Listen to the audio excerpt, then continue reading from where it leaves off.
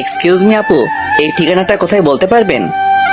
এ কথা বলার সাথে সাথে মেয়েটি আমার দিকে তাকালো। আমি তো সাথে সাথে ক্রাশ খেলাম, ওর থেকে চোখ ফেরাতেই পারছি না।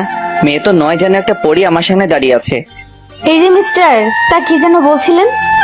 আপু আসলে আমি এই শহরে নতুন এসেছি, ঠিকানাটা কোথায় যদি বলে দিতেন। এই বলে ওর হাতে কাগজটা দিলাম।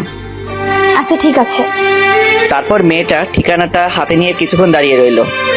কি ব্যাপার, এটা তো আমাদের বাড়ির ঠিকানা লেখা আছে। সোজা গিয়ে ডান দিকে যাওয়ার পর 3 নম্বর বাড়িটা। ধন্যবাদ আপু। আচ্ছা আপনার নামটা কি জানতে পারি? নাম দিয়ে কি করবেন, যান বলছি এখান থেকে। ওরে বাবা কি রাগ, মনে হচ্ছে এখনই আমাকে কাঁচা খেয়ে ফেলবে। এই সামান্য কথায় এত রাগ দেখাতে হয় নাকি? আচ্ছা যাই হোক, এবার আপনাদের পরিচয় দিয়ে নেই। আমার নাম আরিয়ান আরমান। গ্রাম থেকে শহরে এসেছি লেখাপড়া করার জন্য। আমি এবার ইন্টার সেকেন্ড ইয়ারে। এখানে বাবার এক বন্ধুর বাড়িতে থাকবো। ওনারা নাকি খুব বড় লোক। পরিবার বলতে আছে মা বাবা আর ছোট একটা পিচ্চি বোন। আপনাদের সাথে সাথে কথা বলতে বলতে বাড়ির সামনে চলে আসলাম। বিশাল বড়, এত বড় বাড়ি খুব কমই দেখেছি। যেই গেট দিয়ে ঢুকতে যাব, দারোয়ান পথ আটকে দাঁড়ালো।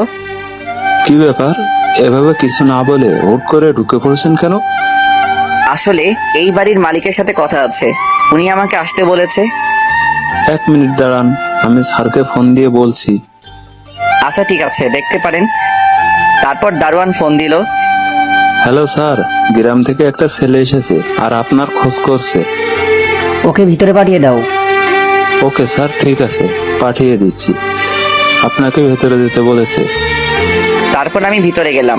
দরজা দিয়ে ভিতরে ঢুকতেই দেখি একটা লোক ভিতরে বসে পত্রিকা পড়ছে। আমাকে দেখেই দাঁড়ালো।